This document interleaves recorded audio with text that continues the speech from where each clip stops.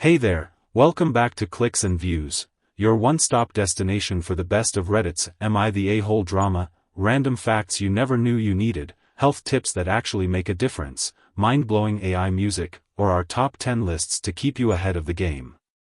If you love mixing things up and discovering new things every day, make sure to smash that like button and hit subscribe so you never miss out. Welcome back to another episode of Am I the A-hole?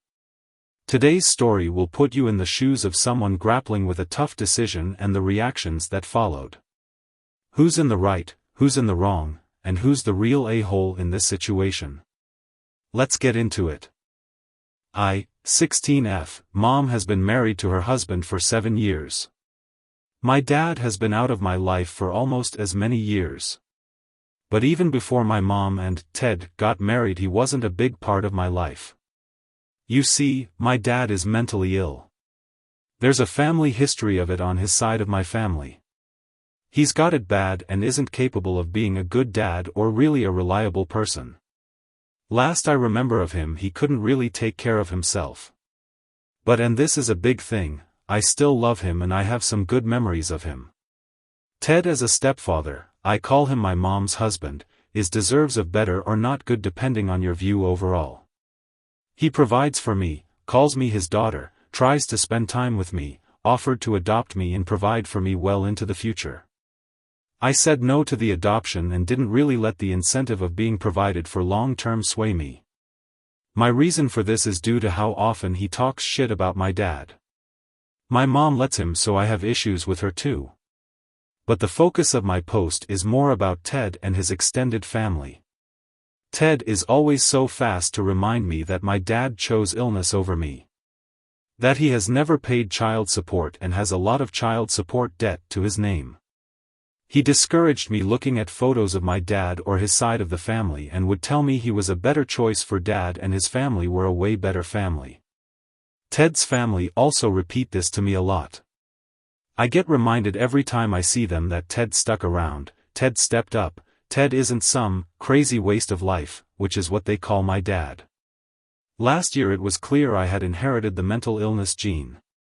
My mental illness is OCD. I got really bad because of it. A part of me always knew I was different.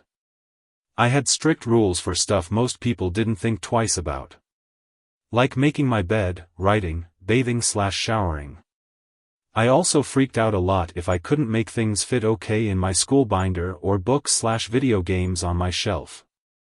My mom and Ted saw it too, but Mom didn't want to believe I could be ill and Ted believed his influence could prevent it. A crisis at the start of the year proved it all wrong and I got diagnosed. I spent some time doing inpatient because of how bad it got. When I got home and Ted was alone with me and my half-siblings, I'd hear his family talk about me in ways that made me so uncomfortable.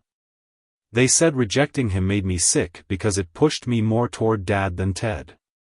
Ted's parents wanted to have a big family dinner yesterday and I was told repeatedly they wanted me there. By them directly and Ted and my mom. I chose not to go and I said I could not get off my planner right now. Which is true. But I just knew I couldn't be around them. My mom and Ted weren't happy and they said I had no trouble going off my planner to see my grandparents, Mom's parents, or my 3 uncles and cousins.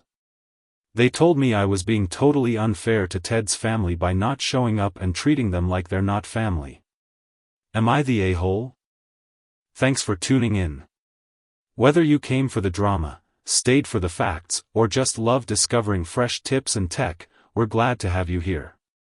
If today's video sparked your interest, make sure to give it a thumbs up, share it with someone who'd enjoy it, and turn on notifications so you're always in the loop. Got ideas for new content? Drop them in the comments below. Until next time, keep learning, keep exploring, and we'll catch you soon on Clicks and Views.